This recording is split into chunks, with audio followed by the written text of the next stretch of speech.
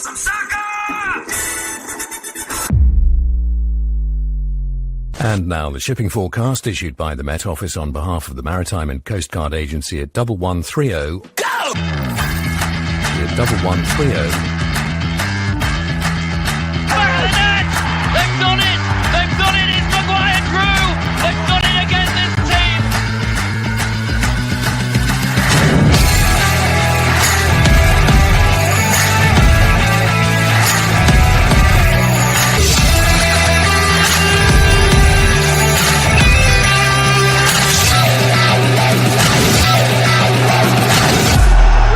Grimsby are heading back to the Football League. Love it.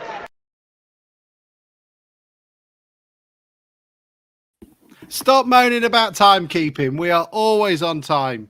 This is the Grimsby specific time of 8 o'clock, like they used to have in the old railway days. Well, hello, everybody, and welcome aboard the good old ship, the M35. I am joined by Sam and Fenners, aka Bruce, who says he's not a jinx, but we all know that's a lie. And we are occasionally joined by Mike, who is going on and off more than a Charles Vernon rumour. We will start with Bruce, but both Sam and Bruce were there yesterday. Apparently, you're not a jinx. I did see you in the melee on old camera, so I was disappointed we couldn't go live to you to find out what was going on and whether or not someone had tried to take ownership of your poster, and you were desperately trying to keep hold of it and police had to intervene. Yeah. It was actually you've just taken me back to the moment, and there was like you say, Alex Hunt. I was just sort of stood at the front in the second half on my own. Everybody else had wandered off after a few pints. We were all over the place. You're that sort of person. Yeah, I was quite happy. I was quite happy, and they were quite happy. And when Hunt scored, and he came and slid in front of me. And one of the first things, you know how Mark Lever always seemed to be in a celebration, even though he was at the other end of the pitch. The second player, the first player to get to Hunt was Peppel. The second one was Smith. So he's basically run past Harry Clifton, and I just want to know how you do that. It's just sort of there has to be a wormhole on Edgeley Park somewhere. But Mark Lever would do a goal line clearance. We'd go up the other end on a counter attack, scoring about 8 seconds, and he'd be up there celebrating. But no, there was a bit of a so Peppel, Smith came over, and him and Peppel sort of. Alex Hunt had stepped back, and him and Peppel sort of came into the group of fans. And I just remember I felt like I was in like a box with Peppel's head, and he just sort of looked at me and must have looked at sort of like the look in my eye, and it was like this lot. You did look slightly deranged. I'll be entirely honest. This lot of fucking mental, and it was just like he won't have sort of been in amongst that sort of moment very often in his career, will he? And like I say, he just sort of looked at me and these other people going absolutely mental with me, and he just sort of had that look of, where the hell am I? What is going on here? But it was a good day, mate. Enjoyed it. Sam, how did you? Well, firstly, welcome. I know Mariner Hoda hasn't had a hello yet, which is probably best. That's why the police and stewardship was so over keen yesterday. But how was it for you? I'm being told it wasn't that wet, but from the videos I could see, it was Bromley-ing it down. Well, it wasn't the worst. We avoided the worst of the weather. The worst of the weather was sort of between 2:15 and 2:30 when me and my auntie were in McDonald's before the game. And I thought, God, this better stop, otherwise we're going to get drenched. And it wasn't bad, the weather. I mean, I was too busy concentrating on the football to be that bothered by it. We made a stern stuff up, aren't we? Fortunately, you couldn't see me because I managed to get trampled over when I was busy celebrating, because I was quite near the front. I was on like row B, and these people came kind of running down the front, weren't bothered about the fact me and Manti were standing there, and I ended up managing to grab me to stop me kind of getting trampled over and kind of giving in a crush. Which, if you look at the third goal highlights, you can see at the back me kind of sort of hung over the back of the seat, desperately trying to cling on for grim death. But no, I wouldn't change it for the world. It was great. But that's the reason you go, to be honest, every week, to kind of feel to see that and feel that, if you like. I mean, you can't cheat that feeling for me. In a way, nothing will ever beat an away win. Grim death is what we call the relegation season, isn't it? No, grim. Clinging on for grim. I don't know. Clinging on for grim life. I was scared. But the one Bruce thing looks happy. you talk Fair about, set of Ashes there, mate. yeah.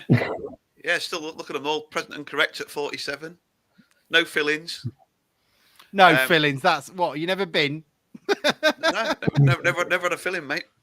Hang on, this is ungrimsby like. Is it? There's too much fluoride in the water up there. Is there? Is that what it is? It's the 3 pints of milk I drink every night. I actually went to the dentist about a week ago. This has gone off track about 5 minutes in, hasn't it? But I went to the dentist about a week ago, and I was proudly sort of every time I go, he says, "Oh, you're fine," and I'm like, "Oh, still no fillings, even at my age."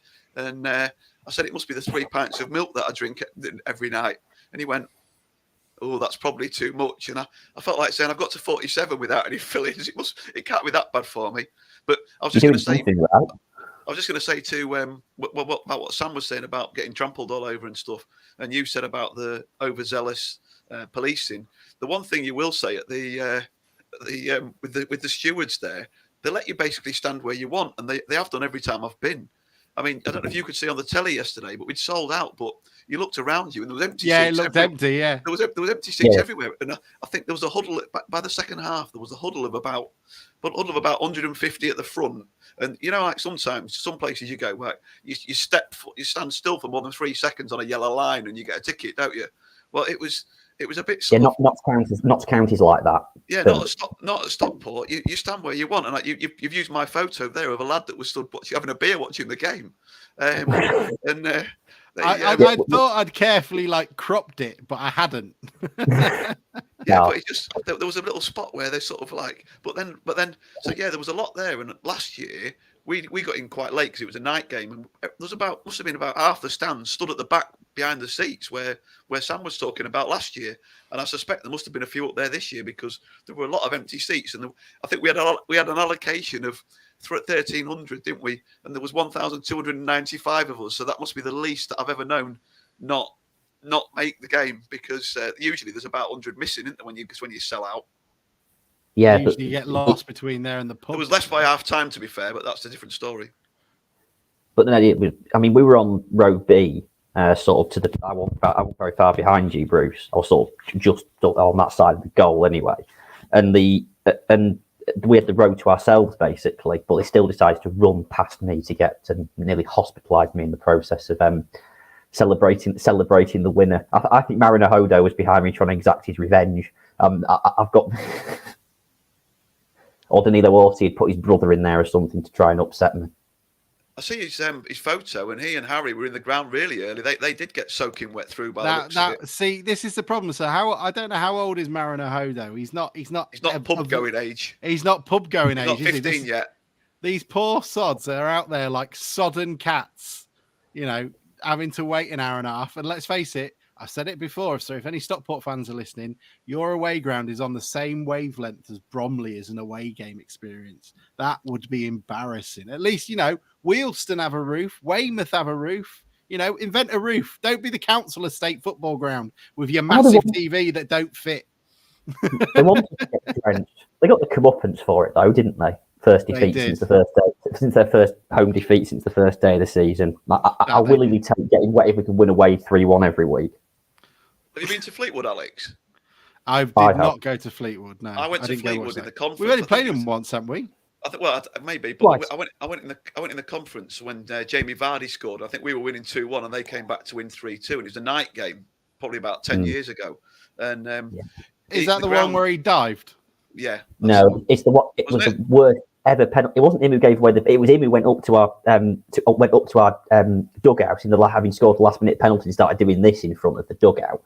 And from that moment on, I've had nothing but contempt for him. It was the worst ever penalty decision. We were 1-0 up after about 70 minutes, completely cruising, and the ref decided to change all that after a. Did we lose 2-1?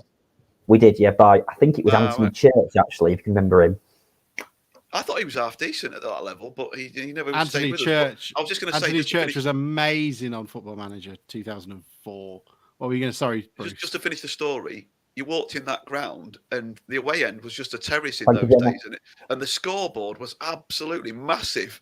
They got this big Sky Sports bloody great scoreboard. It was when their chairman had first started pumping the money in, and it was like the scoreboard was just like something out of Celtic Park, not Fleetwood's ground. It's the same with Stockport. It's the first thing. New money. It's all the nouveau riche. The second they get their money, you know, Big telly. big TV telly that on the don't wall. fit in, which don't fit in the house. It's exactly the same at Stockport. If they turned the screen parallel, at least they'd have a kind of a roof going on. I didn't even know there was a screen. I mean, I sort of noticed it. I didn't notice it until they got their one back before half time. I didn't realize I could have turned around and seen the goals. But it's the sort of thing that I'd imagine you'd look at it like Space Odyssey, your eyes blinking and squinting because it looks so bloody bright. Just before we get onto the game properly, I've got to tell you about the grumpy landlady that was looking after us. Oh, Sam's gone now. What is going on? Have we only got 3 as the maximum? Have we reduced our subscription? But my internet kept going crap just as we were going live. Mine kept going. I don't know whether there's some DNS issues or something somewhere, but that's affecting all of us. But yeah, I was going to say we went in this pub, the first pub off the train. So you out the car. Sorry, messaged everybody. Where are you, lads? So we're in this pub. We walked in. You could hear the town fans singing from outside. The landlady was going round, going scatty. No singing in my pub. I don't want you singing in my pub. You lot will be out. I'm not serving you anymore. Anyway, so she went into no chanting, she said. So they sort of stopped chanting, and then when she sort of walked off, somebody had chant again a little bit, a bit childish, but it was funny. And anyway, she turned the jukebox right up. So it was like there was some quality tunes on. Everyone started singing along to the jukebox, and she's like, "Right, you lot out. I told you not to sing." It was like, you told us not to chant. You put the jukebox on, and anyway, she must have lost. I love the idea that you've got your dictionary out, showing her the definition between chanting and singing. Yeah. Anyway, so she was right, Mardy. Oh, and she's like, somebody's broken something in my pub, and we looked round, and there were more holes in the chair than there is in our washing basket. It's just like the most shittiest, taskiest pub, and there was about 25 town, 30 town fans in there, and she just didn't want the business. I don't know what she was. What was the pub, Bruce? So I don't know. I can't remember. We'll have a few Bradford fans listening, so if you want to mention the pub for when they go, it was opposite the Weatherspoons because we didn't want to go in there. Okay, yeah, you don't want to be that. You don't want to be that. But yeah. So she's just like, right, you lot out. We did find a couple of nice pubs, but just going back to what Sam was saying about the rain. At about 2:00, it did absolutely. And we went in this pub that advertised outside. It was one for the real ale connoisseurs, but they did some pilsner, so I was all right. They had the roof started leaking when the rain started coming in. This pub was dated from the 15th century or 16th century, apparently, parts of it. It absolutely lashed it down, though, didn't it? Thank goodness that happened at 2:00 and not 3:00. Yeah, we would have been. We said we weren't going. If the rain had carried on like that, we were staying in the pub. Sod the 20 quid. We'd have all got on a plane to France very quickly and watched it online. Bonjour, monsieur. What a game you would have missed. I mean, it was blood and thunder. I saw someone describe it on Twitter, and it was one of those sort of games. After you watch the turgid shit of like that Sutton game or Harrogate or whatever it is, stop, start. Oh, he touched me hair or fallen over. That felt like a proper game, proper atmosphere. We just did that instead. We just did that instead this week. We indulged. We were not that bad. We weren't that bad. I think Max Crocombe might have been. But my favourite moment of yesterday was when. Sorry, this is the thing now, Sam. You can't say we've updated Max. You can't say Max Crocombe that way. We now have a theme for it.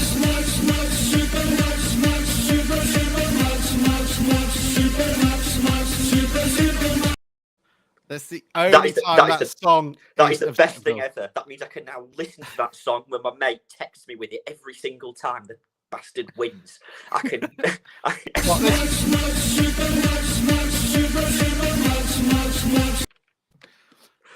Yeah. Do you know how long I had that waiting when Max Wright used to play for us? He always got fucking injured.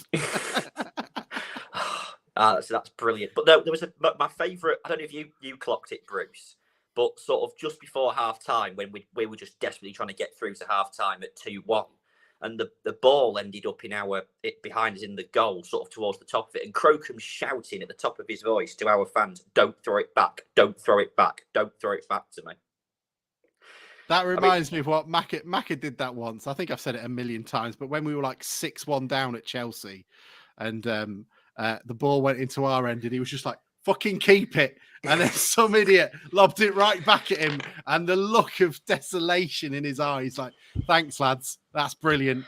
But no, I mean, Glennon took forever to take all the corners. But I kind of agreed with what Hersey said about it, really. Refs are so weak at this level, and they won't clamp down on it. So, as a result, even though it's unpalatable, I think you kind of would be daft and naive was the word he used.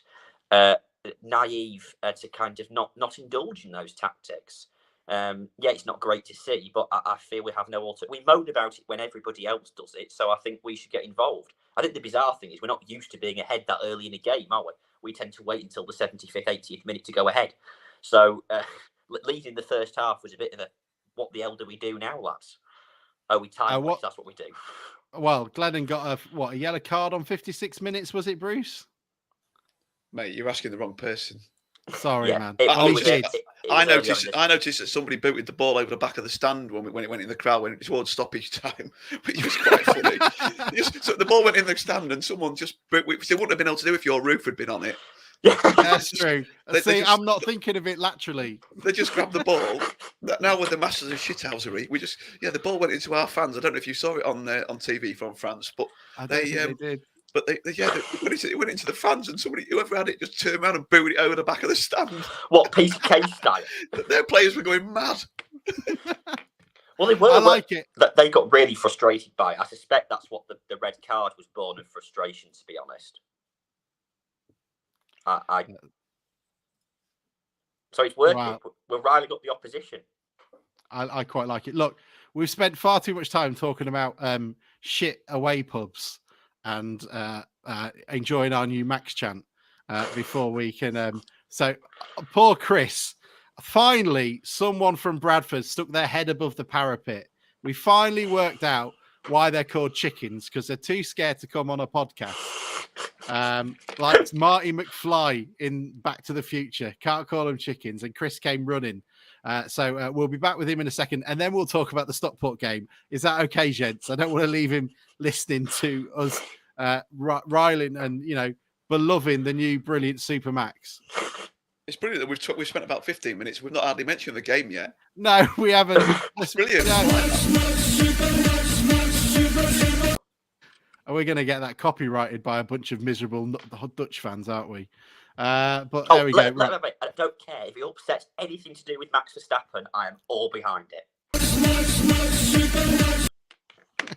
Right, okay. Let's do this properly then. We'll be back with Chris in a second. So that's the final action of the game, which means Grimsby Town are back in the Football League just a year after those awful scenes at Exeter. We've got to really work out a way of. I've got to better find an edit of that then, apart from just reminding us of Exeter being shit. Chris, pleasure to meet you. Welcome aboard. Welcome. Thanks a lot, chaps. Yeah, thanks for having me on. I was supposed to be doing it this morning, or I said I was going to do it this morning, and then I couldn't, and then I could again. So that's why you've kind of got a last-minute message saying, "Oh yeah, I've come on." So yeah, always happy to come on and talk Bradford. So. Yeah. Well, we were hoping. See, we're going to check. Now we've got, not such terrible owners.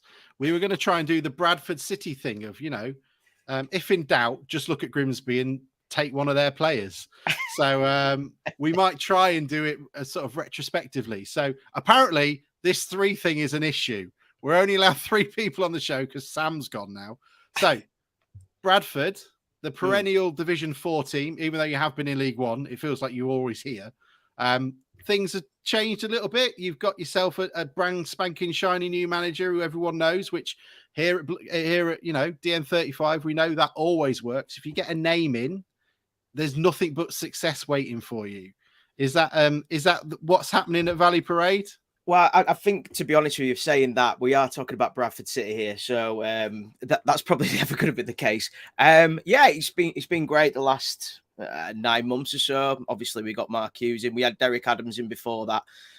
which was just an absolute nightmare. He'd taken Morecambe up the previous year. Obviously, the thoughts were high for Bradford fans last season. Just didn't happen at all. And then he came out with a great statement just a week before he got sacked, which was, well, they're never going to get a better manager than me. And then, alas, Mark Hughes comes in the door. I was. Derek was like, "See, I told you." Yeah, well, yeah.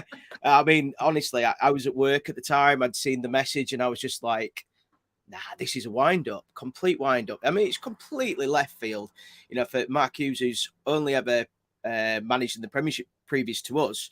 I think he's something like 8th most managed games in the Premiership, something like that. Anyway, so it kind of gives you a bit of an idea.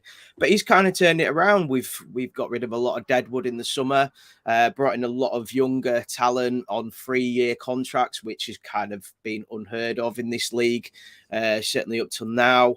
So yeah, I mean, we're fizzling along okay. We had I know that obviously you guys beat Stockport on Saturday, but we got beat by them at home. It's pretty last easy, week. that.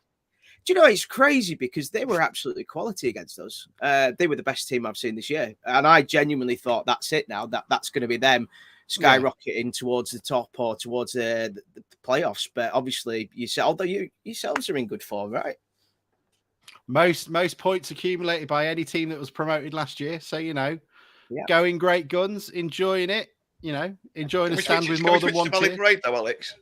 Why's that? Can we play it away? Oh, am I doing that again? No, we're top of the form away, aren't we? I know. Well, things can only get better. Sorry, Sam. I shouldn't use the dream. Well, I tell you what. Last time we played, Sam, I can't hear you. Can you not hear me? No. Oh, is that better? See, this is. No, can't hear you now, Dom Jolly. Staff guys, so, Chris, just while he sorts himself out. Yeah. When Mark Hughes came in, you were just starting to say that your friend messaged and you couldn't believe it. Hadn't he been out of work for quite a while, or am I remembering that wrongly? No, you're absolutely right. So, but I think it was roughly about 2.5 years. So obviously we had COVID for 2 years, or certainly when we had the lockdowns and stuff. So there was a lot of some of the negative comments where, well, he isn't going to understand League Two. He's been out of the game for a couple of years, but it's not as much as people think. I think his last job was Southampton, where actually the fans didn't mind him. I know that, like, for instance, Blackburn, I know there's obviously like Fulham that he's hated, QPR, I think he's hated as well. But to be honest with you, he has completely galvanised us and brought in a really nice way of football that we haven't seen for a long time. There's games now where maybe we've gone 1-0 ahead, the other team have equalised, and usually it's like, here we go again. This is typical Bradford, we're going to lose this. And there's just that little bit more emphasis. It seems to be we've just starting to get a bit of belief again, which is great. And I do genuinely think we'll go up this year. I really do. Automatic? I don't know. Do you know what? I think there's some really strong teams in this league. For me, I see as. Sorry, go on. Well, obviously you've got your Stevenage, Steve Evans, Fat Boys, kind of doing a great job there. Northampton again, Mansfield, and obviously you can't write off Leyton Orient, even though they look like they might be starting a bit of a patch, which I hope so anyway. But yeah, I mean, it's going to be difficult at that top of that table anyway. But I'd like to think I don't want to do playoffs, but if we have to do playoffs, then we have to do playoffs. Simple as that, really. You're just going to hope that we're not in there. The playoff professionals. Well, yeah, I mean, I suppose we'll see next week as well what happens with that, and looking forward to a day in Grimsby. So what's happened with Andy Cook? Why is he half decent again? Have you sort of upped his pie to goal ratio, or what is it? I think, to be honest with you, in the summer we signed for Dane Oliver, and it was announced pretty much that he was going to be the main man. Andy Cook was a little bit chubby at the end of last season. Didn't look like he was really putting much effort in because he was literally one of the first names on that team sheet. He was always in, so he didn't really have anything to struggle with. From what I understand, the club have basically said you can leave in the summer if you wanted to. And he said, no, I don't want to. I want to try and fight for my place. He's come back lean, and obviously he's a goal scoring machine. So he's 13 goals so far this season, but he's just, at the moment, he's just a completely different level to the player that I've seen for the last 2 years. And to be honest with you, he's still got 10, 11 goals in each of the seasons for us, but he's just a different level completely. No, he seems to go through phases. You're right. I mean, in his first season with us in the conference, he was only a young lad, and he won Conference Young Player of the Year. And then, like you say, it looked like he came back, just looked overweight, you know, and he's obviously somebody that does get affected by, you know, he does put on weight easily for a sportsman, and he just looked a completely different player, and obviously got released in the end. And you've obviously seen the same thing with him, you know. So he was a good player when he was with us. We don't like him anymore because he over celebrated in front of us when he didn't need to, when one of his teammates scored against us. But when we had nothing but, you know, the fans had, you know, most people spoke well about him. But no, there's always been a good player in there. But like you say, when he's not lean and he shouldn't have eaten him, then he struggles. Yeah, do you know what? Cookie loves doing that. Cookie against every team that he's played for, he will always celebrate in front of the away fans. I know certainly Barrow are not big fans of him because he keeps scoring against them, but he loves to wind him up. Even when he scored on Saturday, he was up towards the away fans. It's just what he's like. It's just part of him, passively his character. I'd almost say like he's a tamer Dean Windass, because he's just quite outrageous, and some of the stuff that he comes out with. I mean, I unfortunately I can't tell you some of the stuff that I've heard when they were on pre-season tour, some of the things he was saying, but let's just say it was fucking mad. So he just seems to be that kind of character, really. Can you hear me now? Is that any better? You sound as quiet as anything I've ever heard. I was going to go for a joke, but I won't do that. I'm being nice. It's I don't know what's going on today. This is being held together by duct tape and promise. It sounds like the main stand. I'm trying to. We're all having problems, aren't we? I'm trying to work out how many former Town players Bradford now have. So you've got Luke Hendry. Yes. You've got Andy Cook. Who else have you got? We've got a couple of people closely related. Lee Angol was always consistently suggested to be joining us at some point or other. You've got old Levi Sutton. Scunny born and bred. He knows nothing but defeat. You've got who else have we got in here? Aboasa. Why does his name ring a bell? Oh, he was at Scunny. That's why. Scunny, and he's played about 2 games and he's been injured for 18 months. So he just seems to have constant injuries. But I suppose it was up until last season we had Charles Vernon, who I really liked, but obviously went back to Lincoln.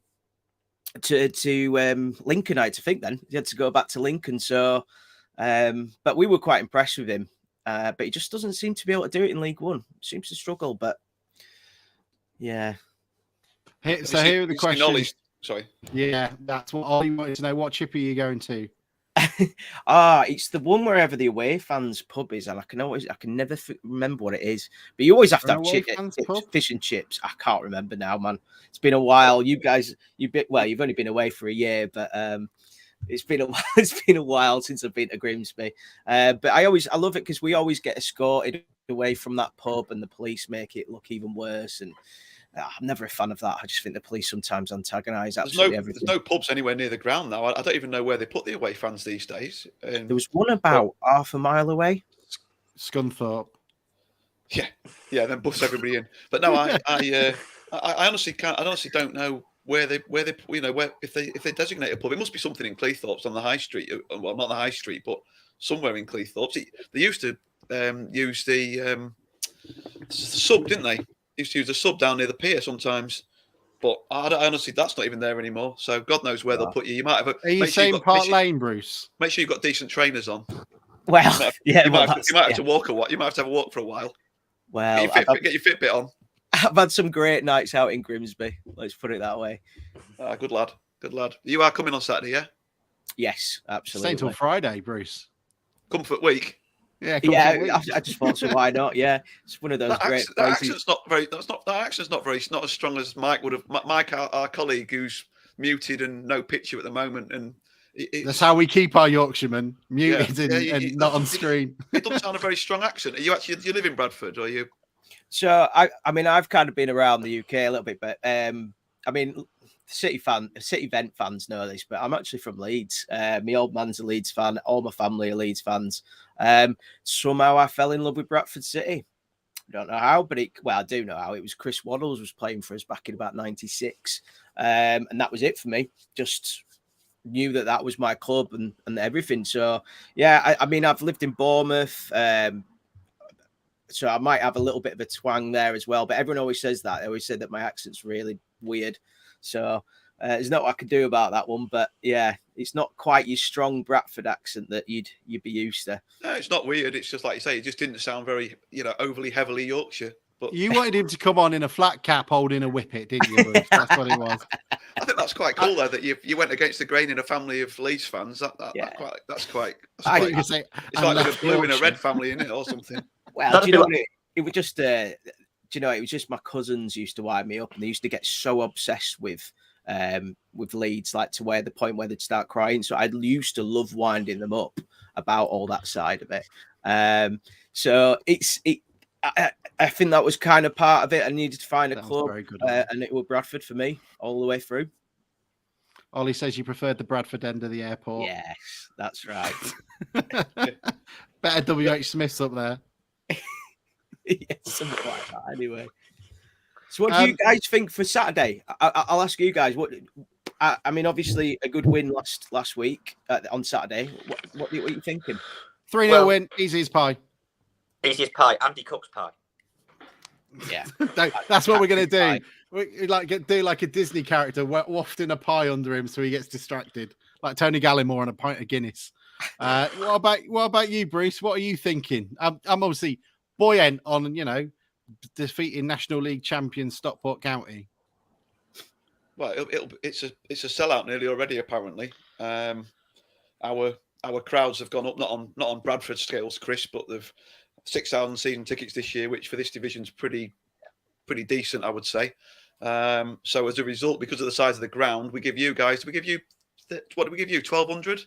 Something like that. It's roughly. Yeah, not many. We've taken a bit of the away stand because we want to get more home fans in, which makes sense. We're considering most of the size of the, you'll see the followings that come from Crawley and Stevenage and places like that. There's only half a dozen teams that follow in any numbers. So we've basically, that full stand that you used to get, we've got the corner nearest our fans now.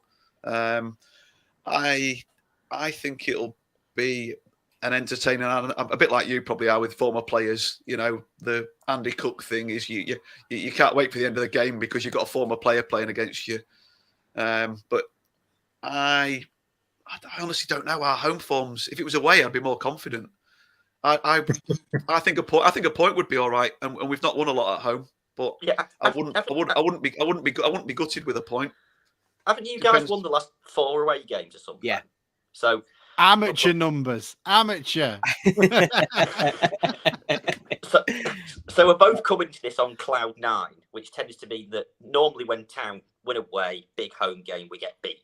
That's the routine that's been followed my entire consciousness anyway. But how do you guys set up? Do you kind of set up defence to away? Do you set up to kind of keep things tight, stay in the game, and then try and kind of wear other teams down, or are you more gung ho? We play quite a lot from the back, believe it or not, for a League Two side. So we've got quite a lot of pace. We've got, for instance, Ramoni Critchlow, who we've got on loan from Huddersfield, and he's a very, very good. He runs with the ball quite a lot for a central defender, and he's actually, believe it or not, a left-footed central defender as well. We've got Matty Plack in there that we got from Barrow.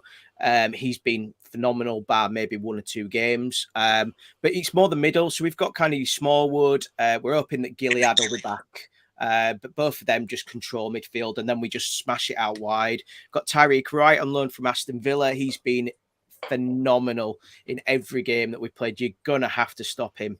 Otherwise, he's just going to run you ragged. He just honestly, he's dynamite, that kid.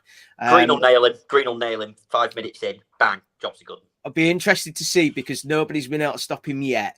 So he's that good. Which is, I mean, he's played in this league before. I can't remember who he's played for now, off the top of my head. But he really is a quality footballer. Colchester, Walsall, and Salford. That's right, yeah. So played well against Salford on Saturday, so that'll do me.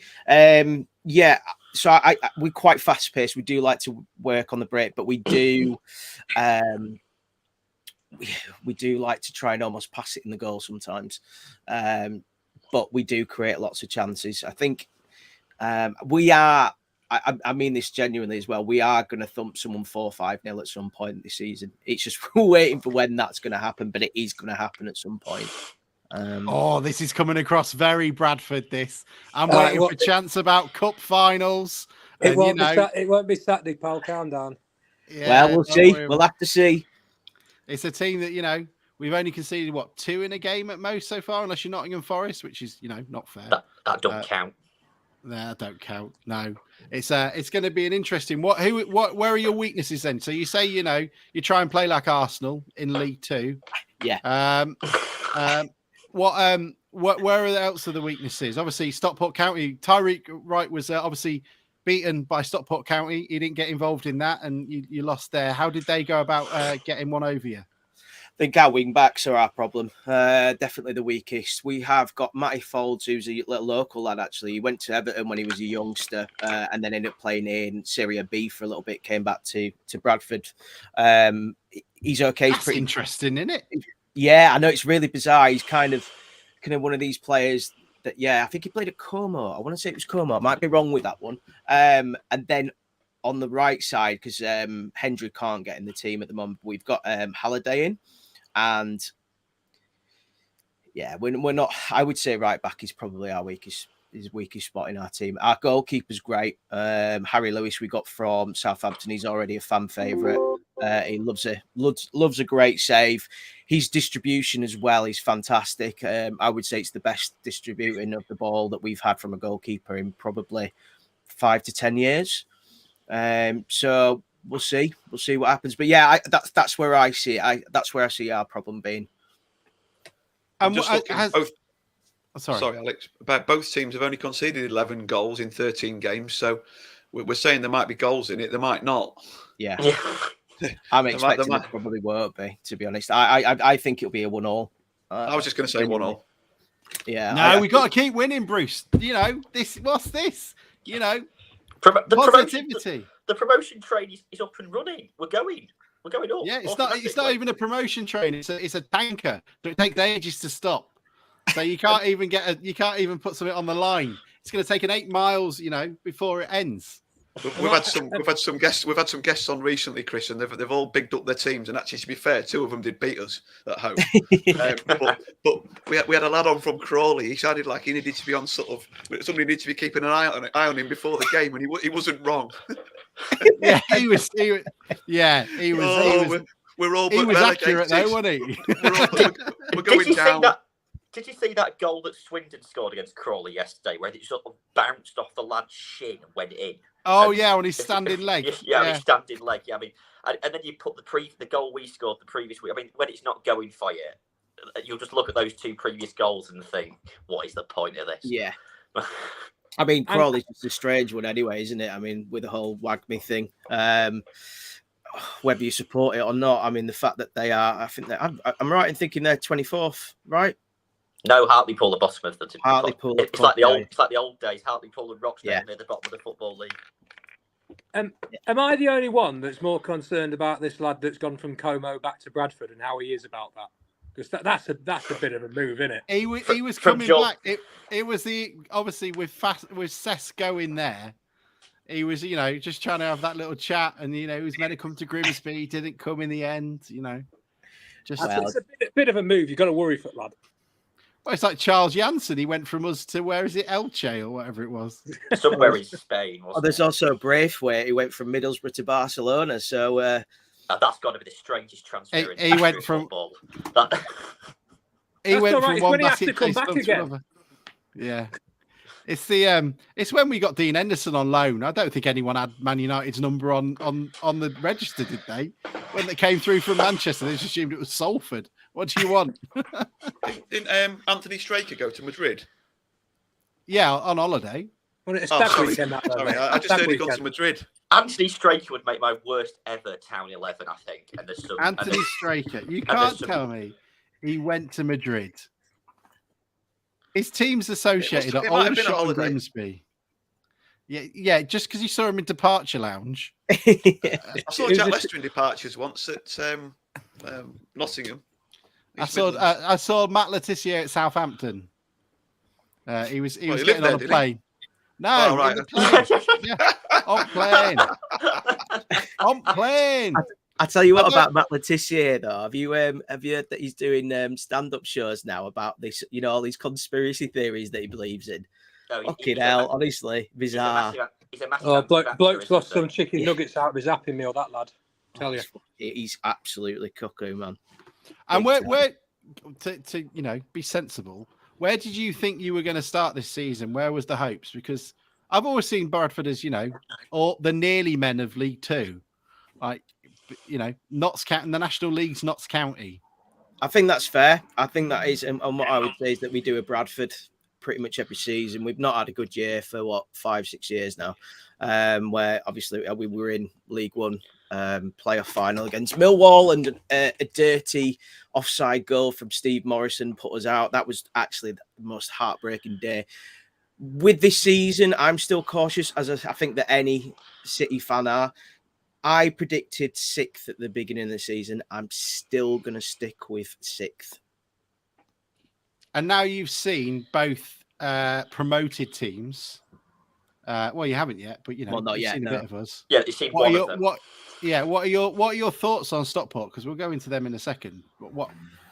Like I said, I genuinely thought they were the best team we played this season. I thought they set up really well. I think that they just didn't give us any time on the ball and absolutely battered us. They wanted it more than us. And like I say, I genuinely believe that was going to be them rocketing up the table. No offense, chaps, but I genuinely thought they'll do a job on you on Saturday. Obviously wrong, because you did a job on them. Yeah, it's interesting. I mean, personally, I do think that there should be 3 teams coming up from the conference now, rather than the 2. I think it needs to be 3. He's prepping. He's prepping for their visit. We don't care anymore. Getting it in Yeah, early. exactly. You don't need to worry about that shit anymore. I mean, fucking hell. Last season, it was cracking. I actually, I better not. Well, no, I won't say what I was going to say because you guys will cut me straight off. But No, it's all right. Go ahead. Well, I did a Scunthorpe special on kind of like the lower league look last year, where I went down to watch them get battered by Mansfield and just seeing all the protests and stuff, and it was just like fucking hell. And I said to him last year, I said, "Don't worry, I'll come back when Scunny play Grimsby. I'll come to that game." And obviously that shot me in the arse, isn't it? So completely proved me wrong. So have you got that date booked off in 2045? Yeah, I don't think it'll be. I don't think there'll be a club by then, to be honest. So what are you hoping for, Chris? Is it a draw then you were predicting? What's your prediction for Saturday? I genuinely, chaps, I genuinely think it'll be a one. I'd take a 1-1 draw. I think you guys at the moment, in fact, you're just one of those teams that just get those results, and you're sneaking along quite well, and people are not really noticing you. But I keep my eye out and see what your scores are, and I'm just like, these guys are going to come good at the end of the season. I mean, I know you. I'm not saying that you're not now, but I've just got this sneaky feeling that you guys might sneak into the playoffs. Genuinely as well. I'm not saying that because I'm on here. It's just you have impressed me so far when I've watched a bit of your games. We'll have to get you back on afterwards. Yeah, you'll have to. Yeah, I'll probably be crying. That's all right. Well, pleasure to meet you, Chris. Thank you for jumping on and rescuing Bradford City's, moral status as a big club. If we can get someone on from Salford and we couldn't get someone on from Bradford, that's what had to happen. No, thanks for having us on, chat. Cheers, Chris. Thank you, mate. See you later, mate. Bye. Take care. Right, let's talk. Hang on, let's do a proper break on it. I think he was the best we've had on. He's the best one we've had on. Yeah, I think he was a good lad. Good lad. It's Yorkshire for you, mate. Yeah, I liked him. I don't like most of the Yorkies I know. Love you. No, he's a good lad. He's a good lad. You're not from Yorkshire, Mike. You haven't mentioned it. Have I not told you? I am. It's my eyesight's going. It's We've the been white going nearly rose 50 Mike minutes, gives we haven't you covered every the game moment. yet. I know. So let's do that. Let's break into it. Let's have a quick break. Anyway, how was it, guys? Bruce, we'll go to you first. You were involved in all the chaos. You know, didn't get kicked out. Luckily, still there. What were your overriding thoughts coming away? I thought we were in dreamland at 2-0 up. I mean, it was. I didn't think. I thought we were just solid. We just looked really solid. Crocombe made big saves at big times. I think he gets better game on game almost. You know, I think even he talked about his relationship with Crowdson, didn't he? But he, I was just laughing at that. Who? But he talked about his relationship with Crowdson, how well they get on. You know how well they get on. Crocombe. Who? Yeah. Yeah. All right. So he who shall not be named is getting on really. I didn't name him. I thought Green was immense. I thought. Thank you very much. Yeah. Anyway, he was immense. He just like they would put the ball forward like over the top, and he just sort of sat in front of the defence, and where you would expect Waterfall to win a header, there'd just be this head with not a lot of hair appear from nowhere, and he just won loads in the air. He was good.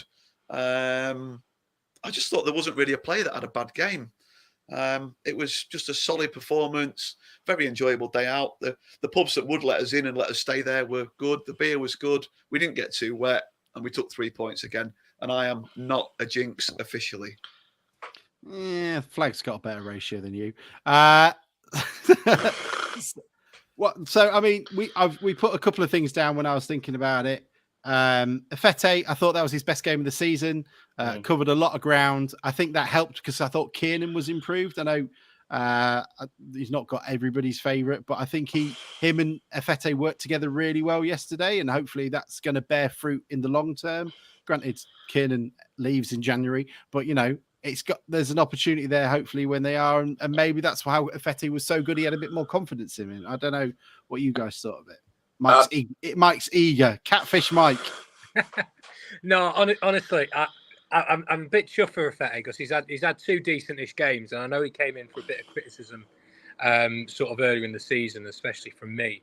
I've never sort of bought the argument that he's not good enough for the level, but I think he really was struggling, and I think him not being in the team at Salford has probably done him a favour. He's been able to step away for a week or two, and just get his game back.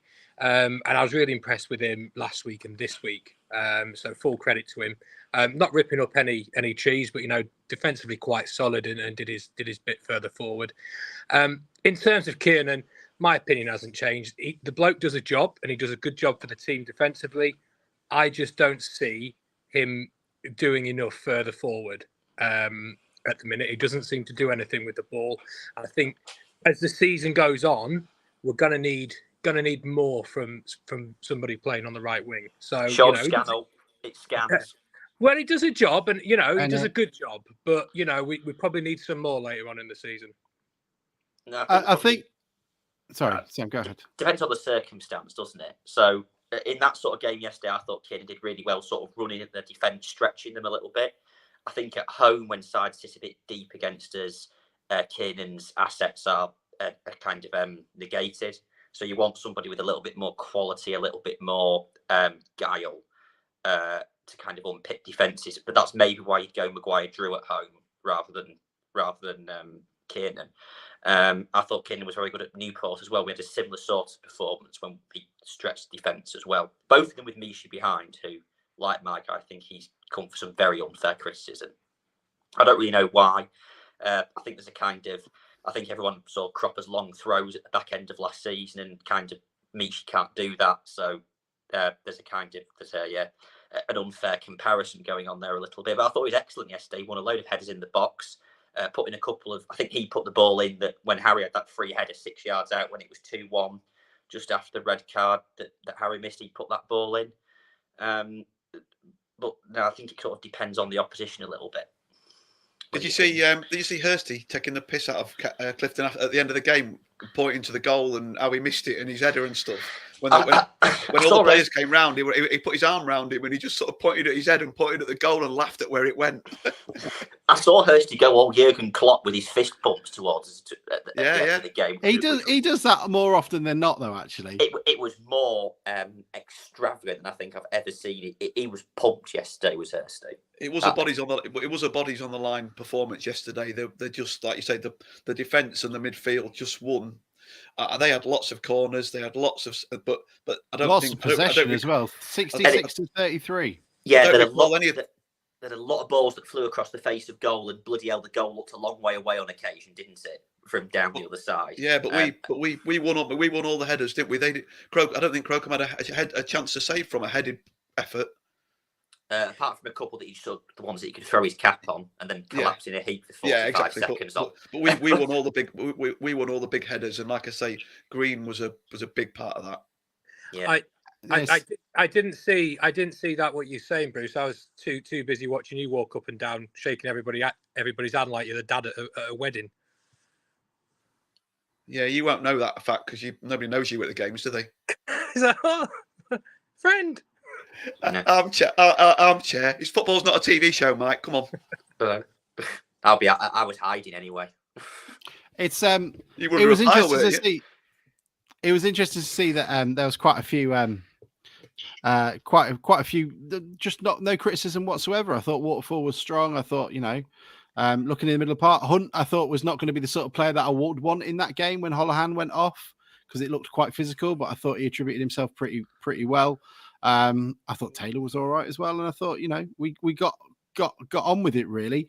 I was just pleasantly surprised. So it's more of those sort of games. Green was a really interesting interview at the end of the game as well, and he was quite like against the red card, which I think, are we all in agreement that was a straight red? I thought if it wasn't a straight red, it was two bookable offences within 3 seconds of one another because he should have got booked for the Clifton tackle as well. Absolutely, get him off the dirty. Yeah, straight red. Well, get him off, dirty get. There are a couple of on the field. There are a couple of things. Firstly, Hursty didn't think it was a red, did he? He said that under the laws it's a red, but I think the laws are wrong. And unusually, I disagree with him on there. I thought that was a red 40 years ago sort of foul. I mean, it was this high off the ground, so difficult to demonstrate on Zoom that one. But it was an awful challenge. And then the issue is that 6 red cards in all competitions for Stockport, I think, this season, which does suggest a fairly underlying issue. Do you remember about 5 years ago we started off with 5 red cards in the first 5 games of the season under that season that we started with Slade? But that was a bit because they were all for daft things. Like I remember Zach Mills got sent off for some handbags at Chesterfield, and James Berrett, shudder, it got sent off for standing in front of the ball for a second yellow or something. Whereas that was a shocking challenge yesterday. I don't know. The red mist must have descended. The lad just lost it. I just think that I think Challoner has and look, I'm a massive one of talking about how much of a knob Challoner is, but I don't think he's necessarily aggressive, and I didn't think yesterday's attacker was aggressive either. I just think they play on the edge of that fine line, and it allows those interpretations of the ref. I thought the ref started really well yesterday, and then after sort of after the first half, it's just I can now start getting my cards out, and when he booked Glennon for time wasting after 56 minutes. Correctly. I think that's a word. I don't think that's a yellow. The ball was nowhere near him when he booked him. It's not like he's avoiding the ball. The ball was like behind the goal and he's taking a throw in. You can't just book a player if there's no football there for him to throw it in with. Yeah, I just thought it was a bit. I thought he was just a bit happy, but then again, he didn't send off. He didn't send off Green for that one where I think he could have done. But at the same time, it wasn't a free kick on the goalkeeper. Just because the goalkeeper's shit and drops the ball, it doesn't mean it's immediately a free kick to him, which I think he got wrong. And I also think Sam and Bruce, you might have had a better angle of this. I think we missed a penalty because I think there was a deliberate handball after about 65, 67 minutes, if I remember right. Our players definitely called for it. Yeah, that doesn't necessarily mean it was, but I couldn't see it. Look, it was buried behind some bodies for me, so I couldn't see it. If the Waterfall one against Leyton Orient was a penalty, that was a penalty, and if the one against Smith at Notts County last season, then it was definitely a penalty. It was on on that bit of the arm. But Nobody knows the bloody rules in handball anymore, though, do they? It's just it's such a murky area that nobody understands. Some refs see it some way, some refs see it the other. It's all very well enough for us to be all magnanimous and know the ref should have given us, we didn't need this and so on, having won 3-1, but that will catch us out on occasion. I mean, there was an awful one. Do you remember? I think it was home to Kings Lynn last season. It was after the Notts County game actually, and the guy's arm was out here. Out here, and he didn't give a penalty. So I've seen worse than that's not given, but I still appealed, obviously, even though I had no idea whether it was a penalty or not. What's the yeah? Sorry, go on, Bruce. I was going to say I couldn't see any of the game at Kings Lynn, so I couldn't comment. And so it was at home to Kings Lynn. Oh, right, okay. Yeah, I remember seeing it. I think Mariner Hodo recorded it, so we had a decent angle on it. Thank God for that. Thank you, Mariner Hodo. There we go. It was an interesting one. Stockport, you think you're in a false position, do you? I thought they were quite decent yesterday. I thought they scared us a couple of times. Crocombe, so I won't play the video. Pulled off some pretty decent saves. That one in the first half that kept them, goalless. Did really well, didn't he? They did really well. I thought they were a good side, actually. There were numerous occasions when they got in behind us, got into some really decent positions. Crocombe's made 2 or 3 really, really good saves, but they were a bit open defensively. Harry could have scored again before Holohan scored his goal in between. There was a moment when we were in, but their lad went down holding his head, so Harry would have been in again. I thought they were quite good going forward, but a bit open defensively, and we exploited it. Hence, they made that substitution very early on because Otis was getting so much joy down their side. He had him on toast. How far wide did Clifton's header go? I couldn't see from the side I was at, but that would have been not very. Me and Manti were both up celebrating. That would have been. He was literally between the penalty spot and the 6-yard box, and it was a peach of a cross from Afete, and it'd been a nice move. I think we'd switched it across the pitch, and it was out to the right hand side, and he put a really good ball in. Clifton, I'll tell you what, Paul Groves would have buried that. Absolutely buried that, and I was just waiting for the net to move because all I had was a side view, and I couldn't believe it when it went wide from where he was in the goal. It must have been harder to, and I know he's done really well, but it must have been harder to miss that than to score it. You were right up against the railing, weren't you, Bruce? So I was sort of a couple of rows behind you, sort of a little bit to the right, and I thought he'd scored. Both me and Manti said wish that had fallen to Taylor because Taylor would have buried that from that distance. So. I thought he had to score. That chance. I just literally from where he was, I just thought this is 3-1. This is game over. And it would have been a brilliant goal as well. I texted my dad afterwards saying Harry's just missed a gilt-edged opportunity. Dad, who wasn't there, who is regretting it massively, I hope. Texted, but I hope we don't live to regret that. Which fortunately was one of those chances when you think, bloody hell, if we don't win now, we're going to be looking back on that with some regret. So I've got to ask you two because you were both there. A couple of people saying Taylor looked pretty cheesed off when Hunt scored. Is it bollocks? I'm just not buying that at all.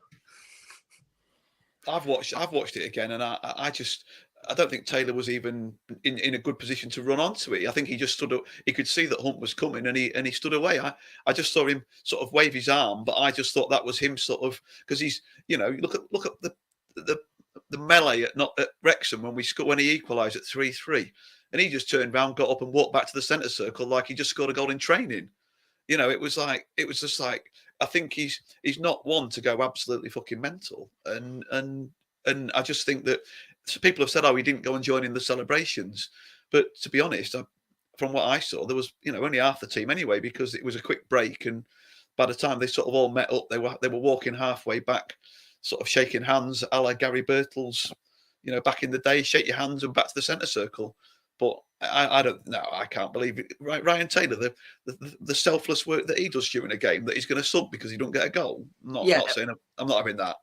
if Taylor didn't score a goal all season, I'd still say he was in a net positive in the way that in his contribution to us. So goals are kind of. Oh, that's another Sam hot take. If the guy leading the line doesn't score all season, he's fine. Well, no, he is.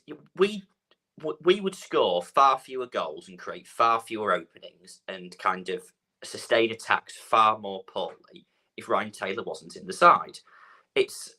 It's a fact, and he's fundamental to the way we play. And there were a couple of jeers yesterday when he didn't quite hold the ball as much as he could do. And I kind of don't. I think he's a superb player with or without his goals. It's nice. Yeah.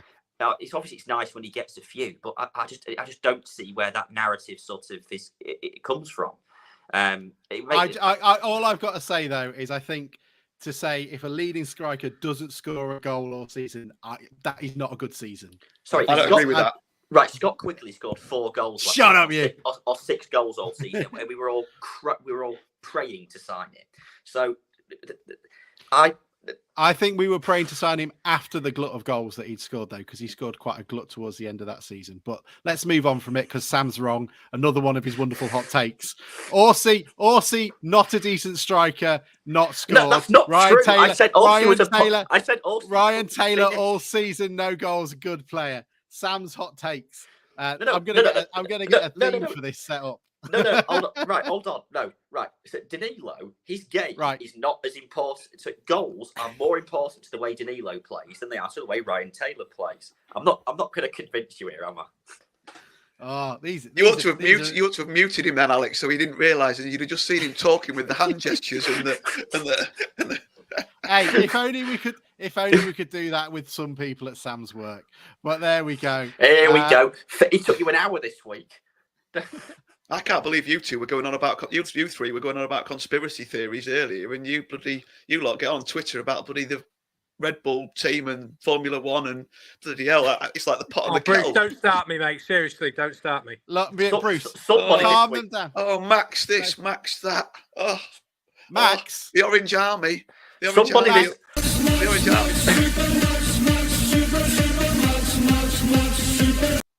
I'm helping. Look, let's move on before this turns into utter chaos because Bruce wants to go at some point.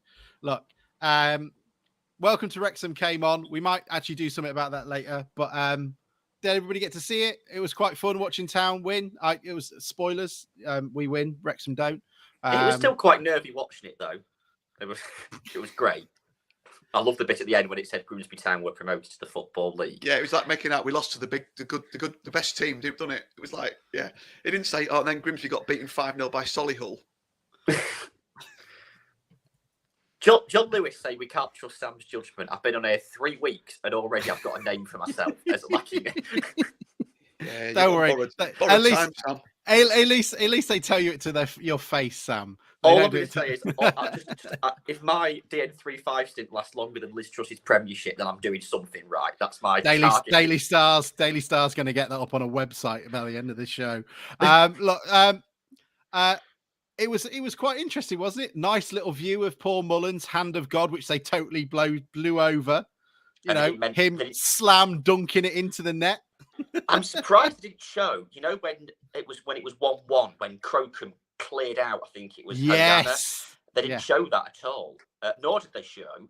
And when Sean Pearson brought down their lad in the box at the first half, both of which were way more penalties than one was actually given. I think that I made it very clear before that basically the refs had a stinker. There were about 7 big decisions in that game. He got all of them wrong. And so it kind of evened itself out over the end. And we were the only side to try to play football.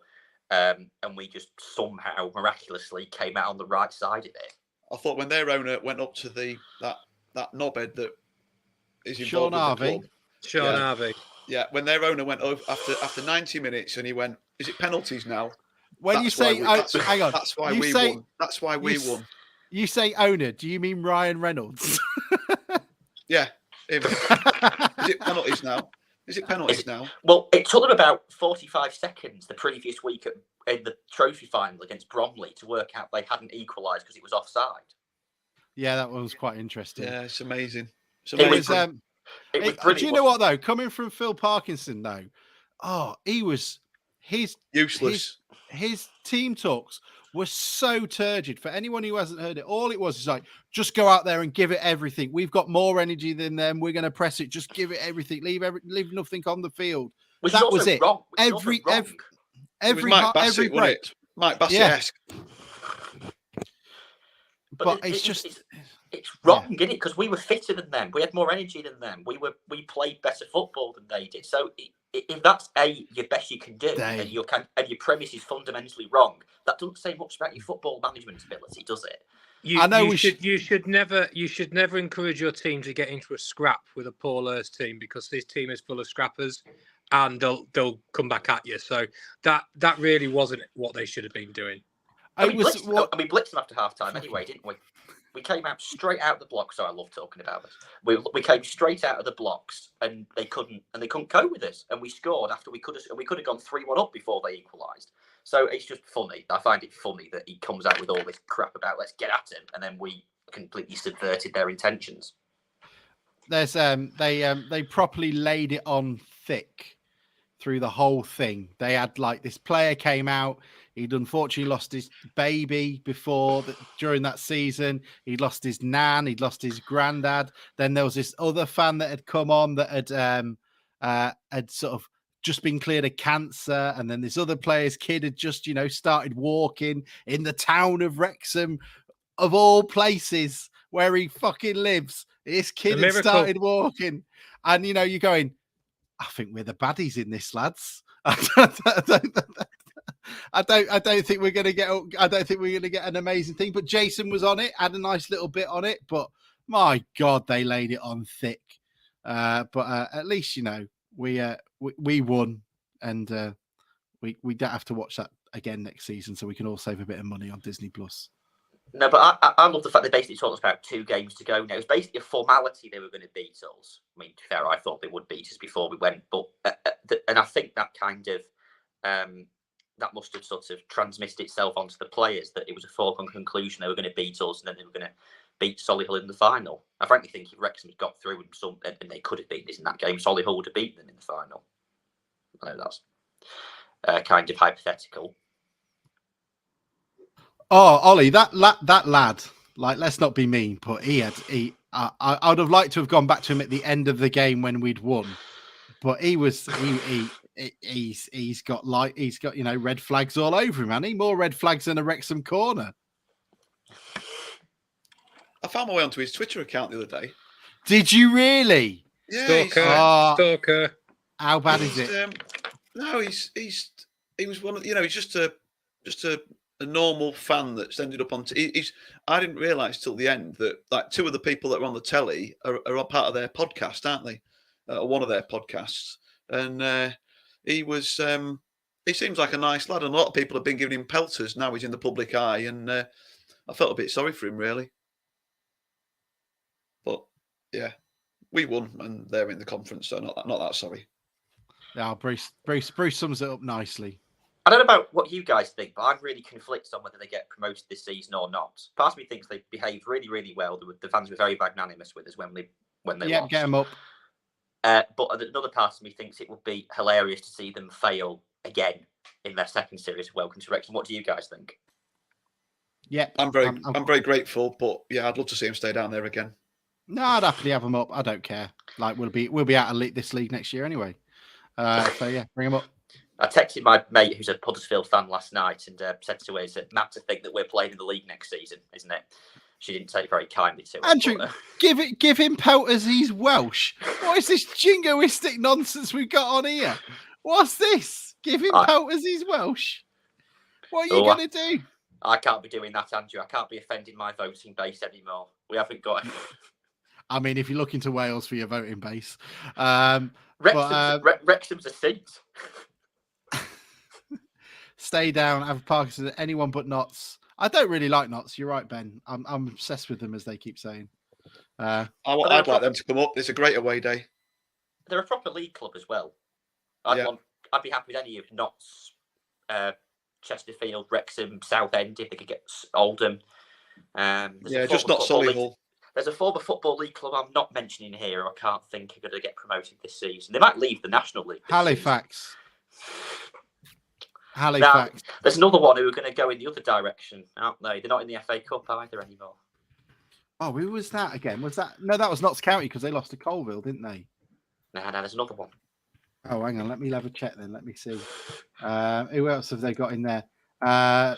Yeovil. Yeovil are pretty well. I can't believe you've not got this. It's Scunny. Older shot. I don't know any of those. I don't know who they are. Look, anything else we want to cover before we break bread and leave? All aboard the promotion train. HMS Pistol League. It's like new Tom, isn't it? It's like new Tom. John, no, that ain't happening. Bromley are not getting promoted.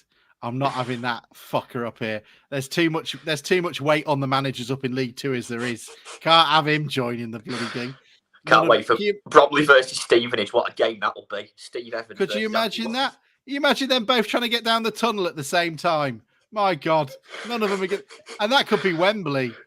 They'd have to like them sumo suits, or put them in them orb. Put them in them. Yeah, orbs. those orbs. Yeah. They'd have to go to Red Bull for the catering, wouldn't they? That's for certain. With all their with the extras. Bruce has already turned off. Kevin Broughton asked, "Who do we want in the cup?" I want Farnborough Town away because it is 2 minutes up the road, and we've never played there. And they've got a decent stand, one decent stand, which I think they stole from Darlington. Sutton would be nice, mate. Nah, they only let 300 people in, or we have to go stand in your back garden. Bruce, Sam, who do you want? I don't know who's still in, who haven't seen. Are Woking still in?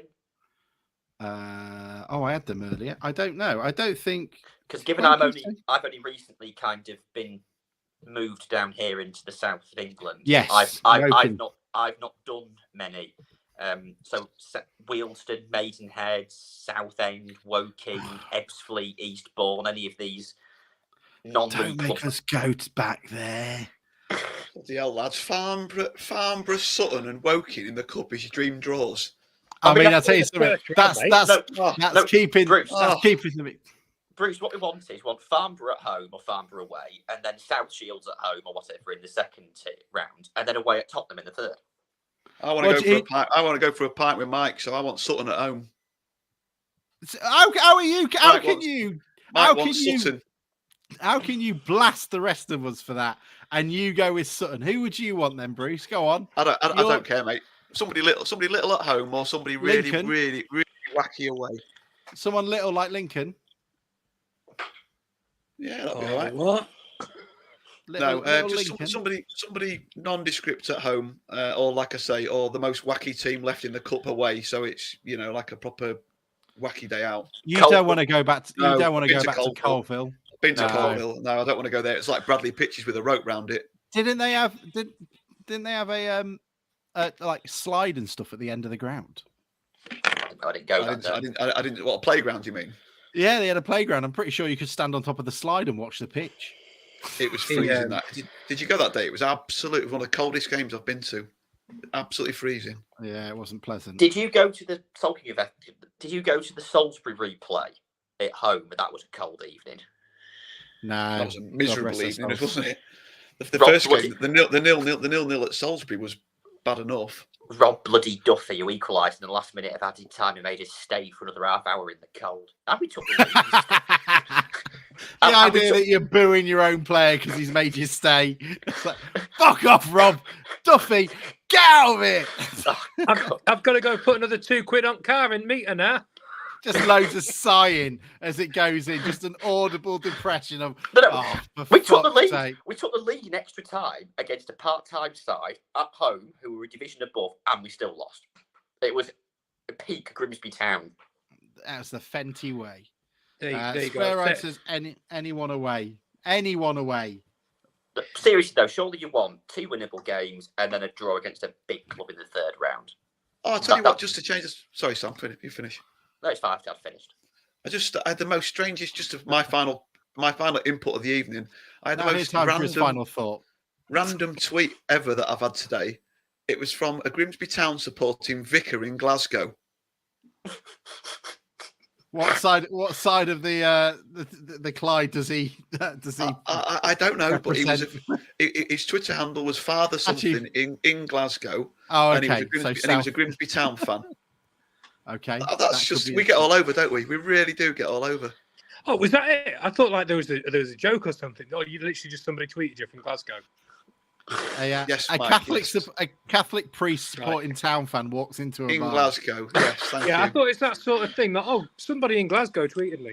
Yeah, there was an Irish one who supported Scunthorpe and up to something. No, that's fine. Thank you, Sam. Let's leave those jokes in Birmingham, shall we? Yeah. Not amongst your own now. I wasn't in Birmingham. I was avoiding that like the plague. Sorry, that poor lad couldn't either. Let's. Yeah, that's all we've got time for, I think. Bruce, thank you very much. Cheers, mate. Thank you. See you soon. Sam, pleasure as always. Thank you. I'll be on more controversial takes. Sam might not be here next week. He's got a stint as Chancellor.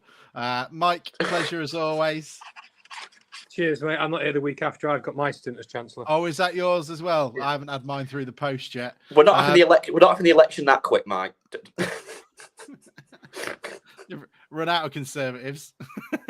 Anyway, pleasure to speak to everybody. Remember, Super Max is the only song that is associated with Max Crocombe. Enjoy the rest of your weekend. You've got roughly 3 hours of it left, and we shall see you all very soon. Thank you very much. Bye. Open wide for some soccer! And now the shipping forecast issued by the Met Office on behalf of the Maritime and Coast Guard Agency at 1130. Go! At 1130. They've done it! They've done it! It's Maguire Crew! They've done it again, this team!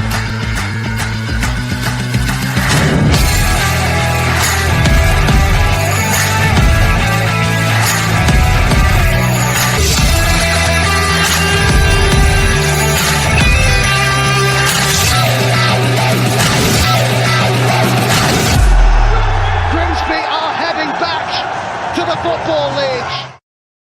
Love it.